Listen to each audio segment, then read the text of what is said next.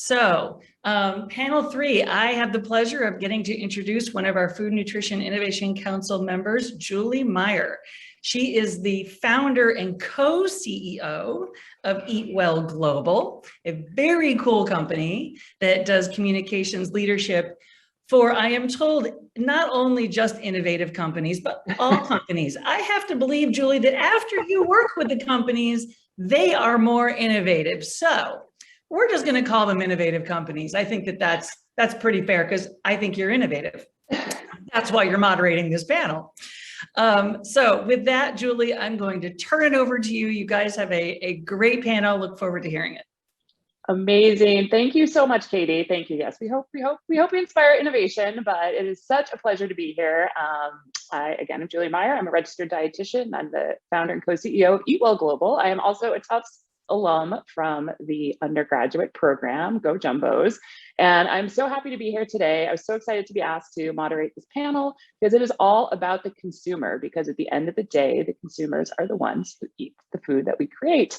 And they are oftentimes the most important people in the room. And speaking of important people in the room, I'm very excited to share who I have on this phenomenal panel with me. I will give them all an opportunity to introduce themselves more officially when we head into the first question here. But we have Betsy Fore, we have Jim Flatt, and we have Josh Trautwein. And we are here to for this panel to really talk about innovating for the consumer. So we're just going to jump in since I know we don't have a ton of time. And again, I'd love each of you to give a little introduction when we jump in. But really, our first question is that, you know, in your experience and in the work that you do, you know, there's always this way that we all approach consumers differently. And what would you say are 2 words that relate to your experience with consumers? And as we're thinking about this concept of this program is really around addressing misinformation, you know, how do you within your work address misinformation as it relates to the consumer? So why don't we kick off with you, Betsy?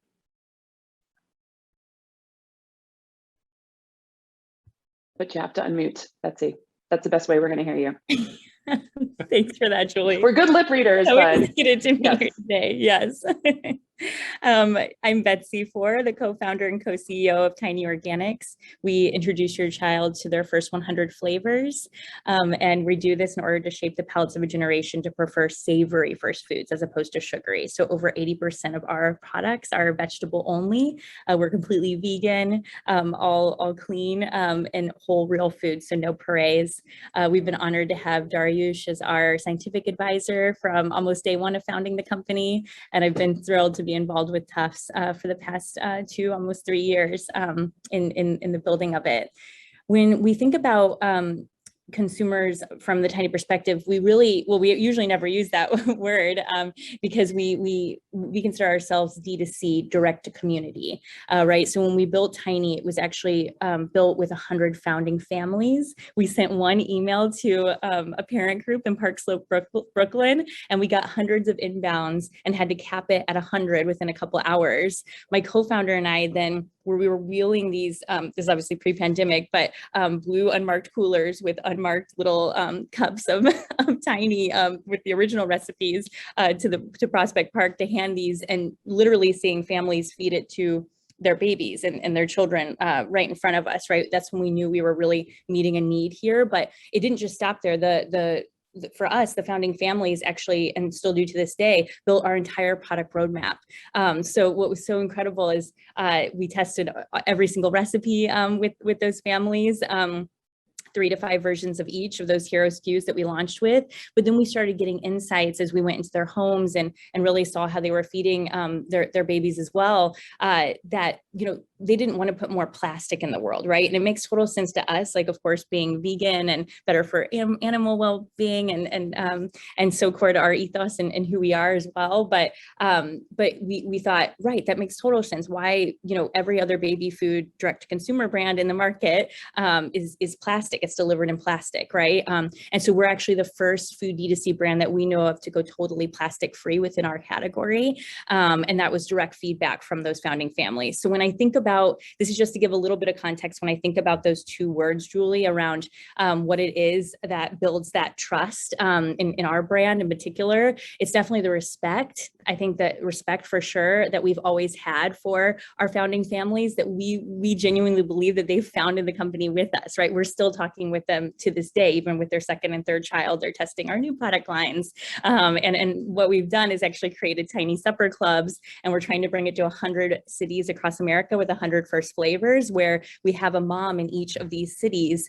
So we're doing, we just did Miami and Nashville. We're doing SF this next week. And what it is like these moms become almost, they're a tiny founding mom with us, right? Like talking about the struggles of being a mom that might not even have to do with food, but ultimately it usually does come back to that, right? When you think about the breastfeeding journey, and then if you start solids and just all of the kind of hardships that come along with motherhood. So definitely for us, we have an immense respect, just being moms ourselves, for that struggle that our parent is going through, and especially these founding families that we work with on the daily. But also, that second word for me is probably, we're an advocate and a friend, right, to these parents. And I think that when you approach information in that way, parents, just as a category, are so bombarded with information around what you should be doing, especially as a first-time parent, that to be able to cut through that noise because you built a product that they trust and genuinely know that you have their best interest. And my son has been eating our product since 5 months old. He's now 3 years, every single day. And so I think that when you see these new companies kind of coming on the scene that are just built from such an authentic place of your own struggles and problems that you've sort of went through, those are just two top of mind words there that I thought of here around really respect, and then that advocacy and that friendship that we have with the customer, but for us with our founding families. I love that. It's really that community and then that connection and that personal connection. I think there's not, I am a Park Slope mom. Of course, my kids are now actually like grown up, but I would have loved to have had that around when they were little. So it was great to hear about that. And there is so much, connection that needs to happen during that time. So great. All right. Well, let's shift gears a little bit. I think I'll toss it over to Josh, and I'd love to hear a little bit from you. Tell us a little bit more about your work and how you are, combating misinformation for the consumer.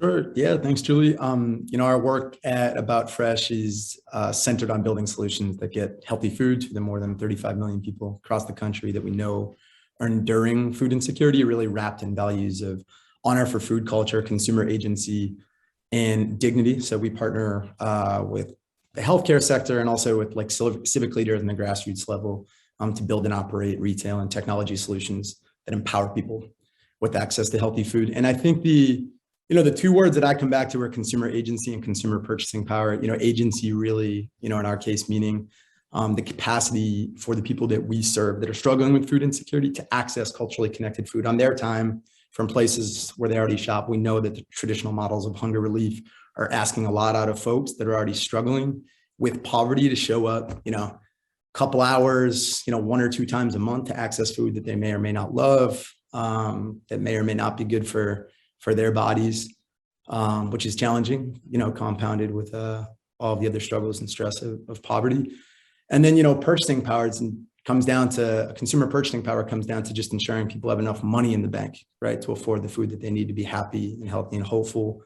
Our Fresh Connect platform is a tech-enabled food prescription made up of a prepaid Visa debit card and HIPAA-compliant analytic platform that makes it possible for our healthcare sector at scale to cover the cost of healthy food and then measure related impacts. And, I think with respect to consumer information and transparency, we really think about how to empower consumers to act on information from their healthcare providers. As a health system, we're good at telling people what to do to be healthy, but we don't do much to change the built environment or the economic factors that shape access to healthy food. Talking firsthand as someone that was at a community health center, leading a wide range of healthy lifestyle programming for, at that time, a group of low-income single moms, only grocery store in the neighborhood closed. And as a provider, I had no answer from my moms on how they should be accessing healthy food. despite all my great recommendations. So, we're hoping our programs empower consumers, the folks, the households that we serve, to take action on recommendations from healthcare providers and that information. Amazing, amazing. And as we move on with the panel, I'll be curious to hear a little bit more about some of the misinformation that you're hearing as well, and how we can help continue to combat that. But thanks so much for that, Josh. Cool model. All right, Jim, over to you. Let's hear it. Thanks. What are your 2 words? Thanks, Julie. Mhm. Yeah, well, I'm going to give you 3. We combat misinformation and disinformation by illuminating nature's goodness.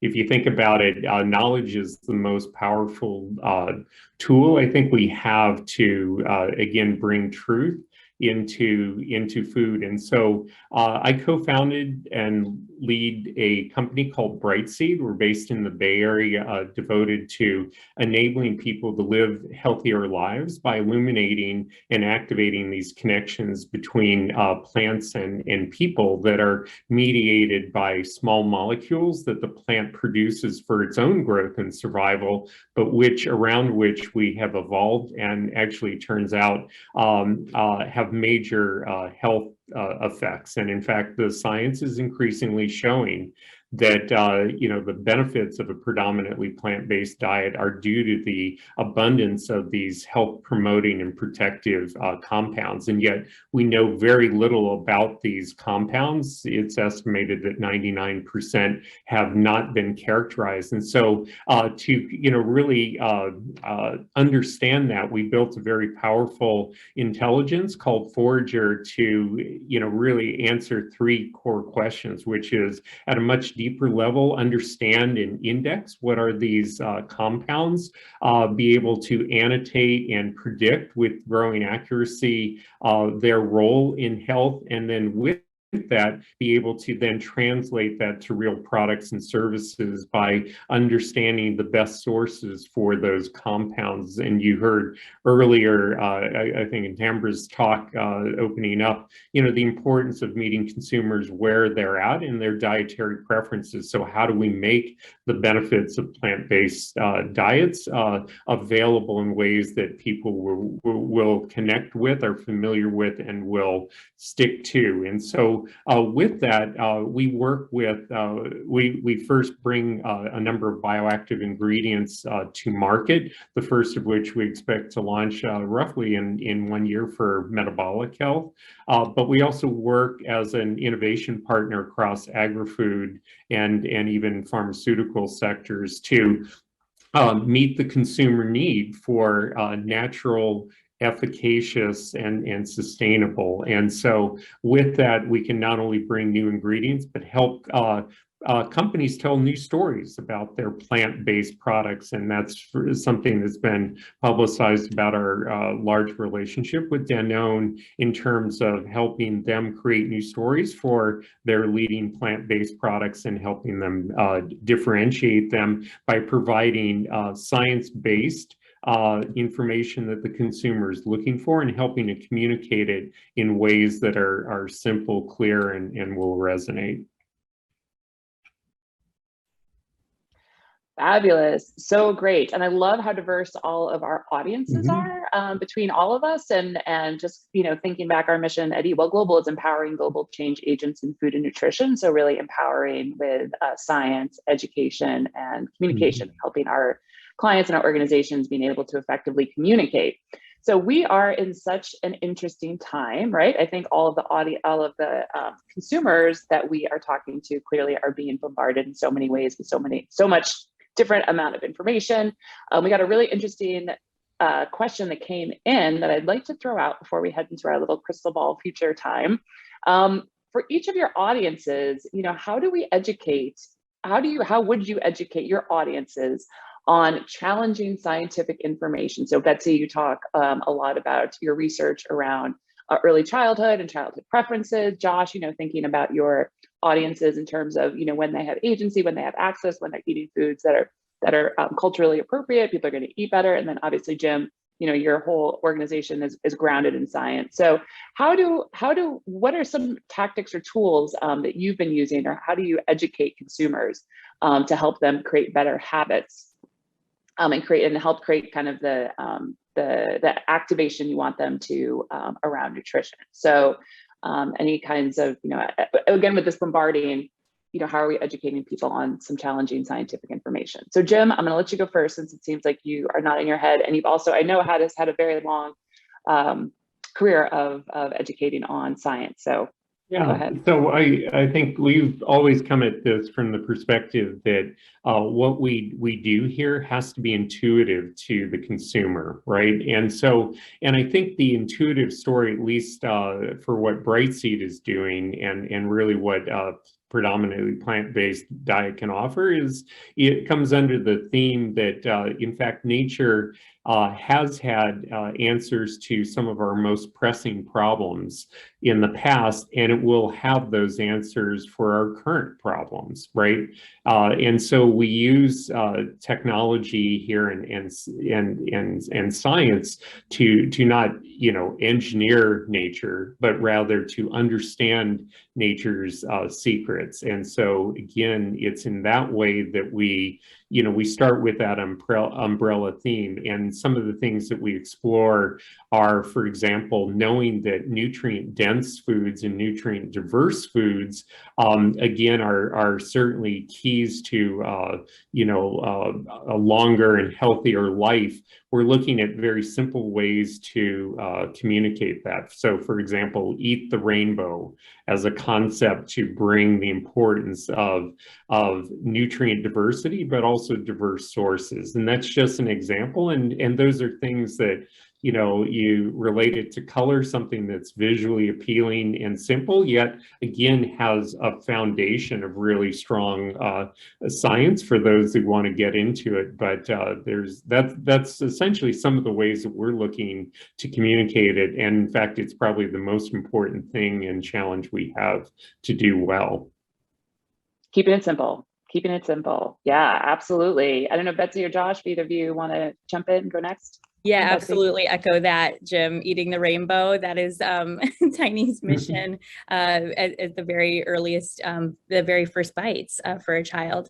And so the way we communicate that is through, we're creating board books now that talk about the different nutrients for each color. We've done that all across our packaging, but each cup is that different color that represents the vegetable inside, right, as well. And just that visual component for even a child, right, even, at 2 years old, that can understand that and knows, oh, this is the broccoli one, right? And this is what a broccoli should look like, should feel like, should crunch like, and all of those things, because it's not parade. Like, I think that's so much of this too, is that exposure around essentially the way we were born to eat, right? Before the parades kind of came on the scene, and, prior, and the way the rest of the world has always eaten, right? Where it's just real whole foods, and it's bringing it back to those basics for mothers and for families, but also, just eating the rainbow piece of it. And I will say at Tiny, for us, it's absolutely about accessibility. So the North Star at my company is to get onto WIC, and those are the steps we're taking now that over half of babies in America are fed on.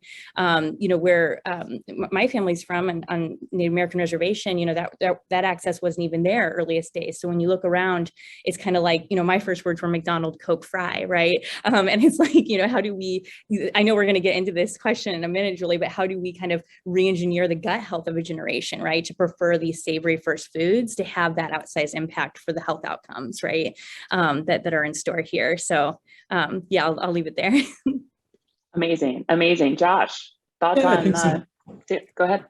Yeah, I think, simply for us, our mission, like I said, is empowering folks with the money they need to afford the food they need to be healthy. And, so when they're entering into a retail environment where there's lots of different types of foods, we've had a lot of really exciting conversations with Ahold, with Kroger, with Albertsons about how to rethink traditional grocery retail merchandising in service of the transparency that we're talking about here, to create just a really intuitive shopping experience that aligns with, the care plan of a patient. And so we're excited to think about, future features that can be layered on to Fresh Connect. Simply, shopper-facing mobile application that makes that shopping experience really intuitive for all of our shoppers, to just translate the recommendations of providers into purchases. And then, on the back end, we have a really powerful analytic engine that is enabling our healthcare providers to understand the relationship between investing in healthy food purchasing power and health outcomes. And so we're hopeful to sort of leverage those health insights that we gain over time to really build the case for long-term, deep, sustained investment in food access for all of our households that we serve. And how do they make that connection too? I think that's great. That's such a key piece of it. Fantastic. I know we're running low on time. We're getting quite a few questions in, but I would love to, as we're sort of rounding out this, I always love the crystal ball question because the world is changing so rapidly. Jim and I were chatting about this beforehand. My husband works in media research, and just to see how the media landscape has changed 20 years ago to now, just it keeps changing and rapidly evolving as we're getting information so many different ways. So as we are thinking about how consumers will be getting and applying nutrition information, I feel like 20 years is way too far out. Let's even start with 10. Looking into your crystal ball, what are ways that you can imagine consumers really using nutrition information to make better habits? And Josh, I'll start with you since you were last time. Go ahead.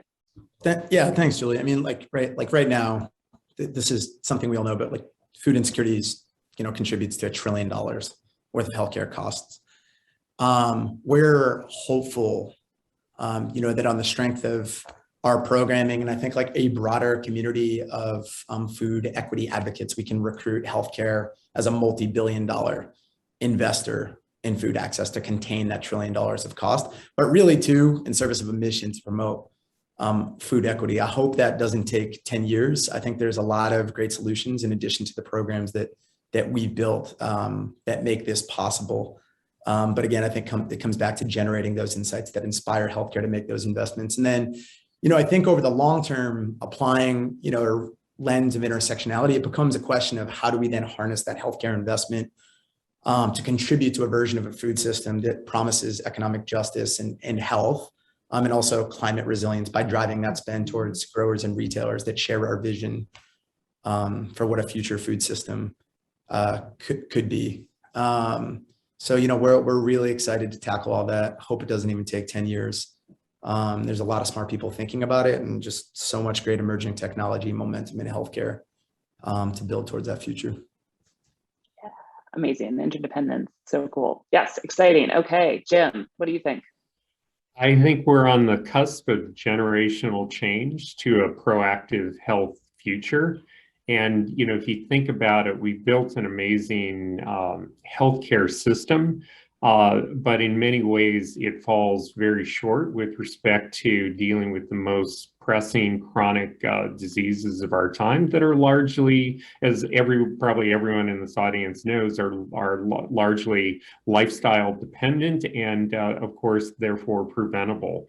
And I think we now have this convergence of science, such as the work that we're contributing to, and I suspect many in the Tufts Friedman School ecosystem are creating that's pointing the way in terms of how we can use this knowledge to improve health outcomes. We have economics that are forcing us to think about more cost-effective ways to, improve health outcomes, but do so at a fraction of the costs and not wait till people are diseased. And finally, consumers that actually, as you've been hearing, are increasingly getting it and wanting to take armed with better information, want to take their health into their own hands. And so I see this future where, again, I think good health is a lifelong endeavor. We have medical doctors, healthcare professionals that actually get real nutrition and dietitian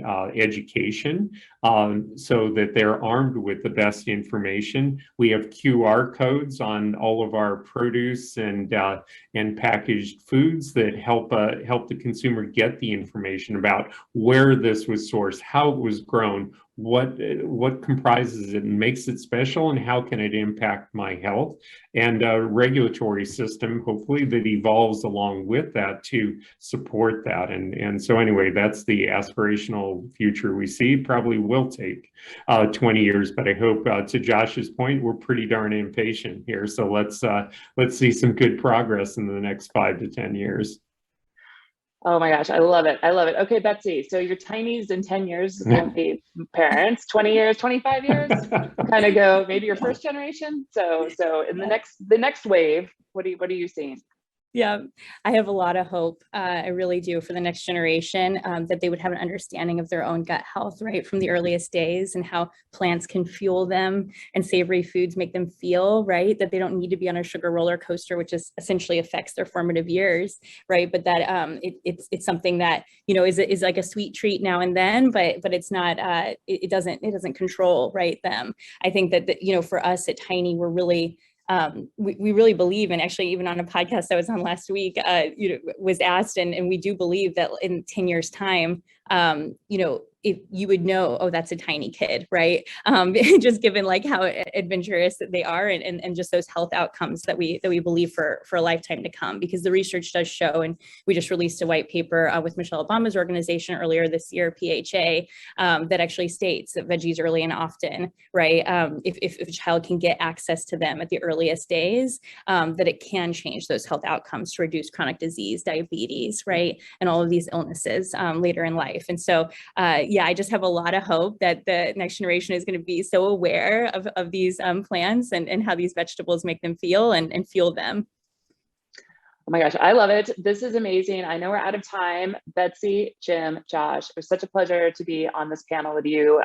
Again, thank you so much to Friedman. Thank you to Katie for inviting me to come along and be part of this exciting conversation. I cannot wait to see where we are even at this time next year. Who can even guess? So I think that's it. I'll pass it back to you, Katie. I did it again. I know every single panel I've come back unmuted. You'd think after the you're good at knowing to mute yourself. So that's predictable. You know, at least I know when to shut up. I just don't know when to start talking again, apparently. So thank you, Julie. That's fantastic. And to each of our panelists, you know, it's just so interesting to think about where we're going. And all three of you are innovators, and all three of you are pushing the envelope in profound ways. And I think as I watch each of you navigate this complicated landscape of information and getting the right information to consumers the right way, it's hard. I can't imagine, Betsy, how long it took you to come up with an easy tagline that to us seems easy, but it probably was like a painstaking process, and it's simple and it cuts to the point, but it's harder than it looks. And I think we have to honor the consumers in knowing that this is complicated scientific information that we are trying to make easy. And whether it's Josh and the incredible populations that you're helping navigate the food system, or Jim, the wonderful foods you're uncovering for us, or Betsy, the foods that you're nourishing our babies with, it's just profound. So I love it. And Julie, of course, how you're helping all these companies be innovative. So thank you to all of you so much for that. I love it.